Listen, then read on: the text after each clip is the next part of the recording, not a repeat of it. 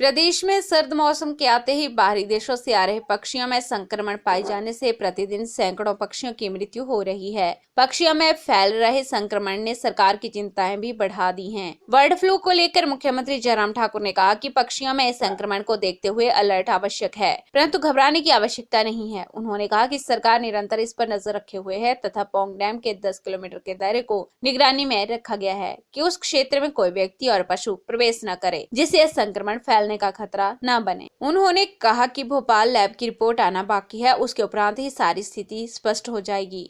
मुख्यमंत्री ने कहा कि जो कर्मचारी और अधिकारी बर्ड फ्लू से मृत पक्षियों को ढूंढने या उनके सुरक्षित तरीके से निपटारे में लगे हैं, उनकी सुरक्षा एवं स्वास्थ्य का पूरा ख्याल रखा जा रहा है। इन्हें टेमीफ्लू टैबलेट उपलब्ध करवा दी गई है। सभी कर्मचारियों को पीपीई किट भी दी गई है। वहीं केंद्र सरकार को भी पूरी स्थिति के बारे में अवगत करवा दिया गया है। फिलहाल स्थिति नियंत्रण में है, घबराने की कोई आवश्यकता नहीं है। पड़ोसी राज्यों से भी बर्ड फ्लू फैलने की सूचना है, इस स्थिति पर सरकार नजर बनाए हुए है। उन्होंने कहा कि पड़ोसी राज्यों से आ रहे पोल्ट्री के सामान पर अलर्ट रखा है तथा उस क्षेत्र में कहा गया है कि अभी कुछ समय तक यह सामान इस्तेमाल न करें। वहीं उन्होंने कहा कि वे कांगड़ा जा रहे हैं तथा वहां बर्ड फ्लू से पैदा हुई स्थिति की समीक्षा के लिए उच्च स्तरीय बैठक करेंगे। बैठक में बर्ड फ्लू से मरने वाले पक्षियों के निपटारे के अलावा भविष्य की कार्य योजना पर भी चर्चा की जाएगी। वहीं बता दें कि प्रदेश के कांगड़ा जिले में पौंग बांध में प्रवासी परिंदों में बर्ड फ्लू की पुष्टि के बाद संबंधित क्षेत्र में आवाजाही पर रोक लगाई गई है। करीब 10 किलोमीटर का क्षेत्र रेड जोन घोषित किया गया है। वहीं लाल झंडे लगाकर रेड जोन को चिन्हित कर दिया गया है। यदि रेड जोन क्षेत्र में कोई पशु चराने के लिए छोड़ता है तो 50,000 रुपए जुर्माने और सजा का प्रावधान किया गया है। उससे बड़ा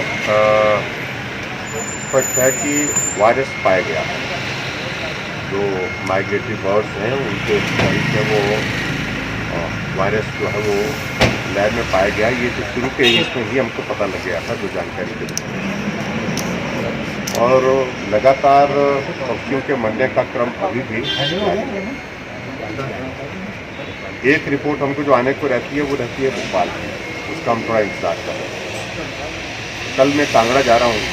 कल वहाँ लोकल एडमिनिस्ट्रेशन के साथ, डिस्ट्रिक्ट एडमिनिस्ट्रेशन के साथ हम कोविड पर भी मीटिंग करेंगे, रिव्यू करेंगे और उसके साथ पर्टिकुलरली इसी सारे विषय को लेकर के वहाँ पर डिटेल में बातचीत करूँगा और सारी रिपोर्ट, सारी वहाँ पर क्या किस प्रकार से तैयारी चल रही है, किस प्रकार से अभी तक हमने ये है कि उस सारे एरिया को जो है उसको हमने रोका है। बाकी पशुओं को वहाँ जाने से, आदमी को जाने से लगभग जो एरिया जो 10 किलोमीटर के इसमें हमने जो है सर्विलेंस रखी है उसमें कि जो वहाँ कम से कम जो है वो हम कोशिश करें कि वहाँ ज़्यादा लोग ना जाएं, पशु ना जाएं, जानवर ना जाएं। इस दृष्टि से हमने वो कोशिश की है।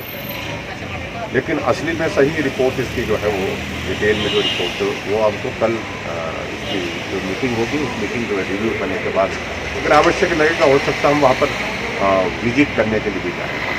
ऐसी स्थिति में ऐसी एरिया में गुंजाइश रखेंगे वहाँ पर मोटर अलर्ट लगा हुआ है और धर्मशाला जा सकते हैं क्योंकि वो कॉर्पोरेशन एरिया, वहाँ पर आचार संहिता नहीं है। लेकिन वहाँ सारी चीज़ को लेकर के जाने की कठिनाई थोड़ी सी है। अभी इलेक्शन कमीशन परमिट तो हम वहाँ पर भी विचार करेंगे और उसके साथ जो उसके लिए कैप्सूल जो टैमीफ्लू जो देने की बात है वो हमने वहाँ पर उपलब्ध करवाया है ताकि लोगों को जो इस सारे काम में लगे हैं, पर्टिकुलरली जो पक्षी मर गए हैं उनको पीपी किट में उठा करके उनको जो है वो उनका डिस्पोजल करना और उस दृष्टि से वो भी संक्रमित ना हो, इस बात को सुनिश्चित करने के लिए पीपी किट भी उपलब्ध करा दी और टैमीफ्लू जो है वहाँ पर जो है वो जो हमने टीम जो गई है वहाँ पर उनको दी गई है।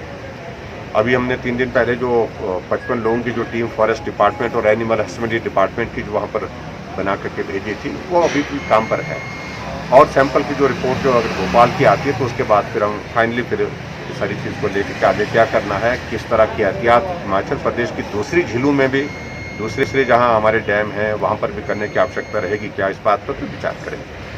लेकिन इतना जरूर है कि ये हिमाचल प्रदेश में, राजस्थान में, मध्य प्रदेश में भी बड़ी संख्या में जो है वो इस प्रकार से इस फ्लू के कारण पक्षियों की मृत्यु हुई। सर, इस मामले को लेकर भारत सरकार से भी कोई कम्युनिकेशन चला है? केंद्र सरकार से भी कोई कम्युनिकेशन हुआ है या इस तरह कोई बातचीत, कोई मदद? केंद्र सरकार के ध्यान में ये सारा विषय है। केंद्र सरकार अपने आप ही सारे विषय को लेकर के मॉनिटर कर रहे हैं। अब स्थिति ज़्यादा खराब होगी तो उसके बारे में हम पूरा रिपोर्ट, कल जो मीटिंग रखी वो इम्पोर्टेंट है उस दृष्टि से, उसमें हम उसके बाद फिर पूरा रिपोर्ट केंद्र को समझ करें। सर, जैसे पड़ोसी राज्यों से पोल्ट्री का आदान प्रदान होता है, ट्रेवल करते हैं और मंगवाया जाता है, तो उसको लेके भी क्या अलर्ट रखा कि बाहर से कोई अगर इस तरह का सामान आता है? निश्चित रूप से इस बात को लेकर के रखा है। और अभी तो हमने वहाँ कांगड़ा में तो पर्टिकुलरली उस एरिया की जितने भी पोल्ट्री, उन पर हमने थोड़ा ये कहा है कि अभी कुछ वक्त तक के लिए उसका उपयोग ना करें, चाहे वो एग्स हैं, चाहे वो वहाँ पर ये मुर्गे हैं, तो उन सारी चीज़ों को लेकर के थोड़े वक्त के लिए इंतज़ार करने के लिए कहा कि कहीं ये स्प्रेड ना हो जाए, ऐसे में थोड़ा सा चिंता का विषय है। इसको लेके थोड़ी भ्रांति है भाई, क्या मैसेज है? कोई पैनिक जैसी कोई स्थिति हिमाचल प्रदेश? देखिए, मुझे लगता है कि पैनिक होने की आवश्यकता नहीं इस बात को लेकर के बिल्कुल भी है, क्योंकि ये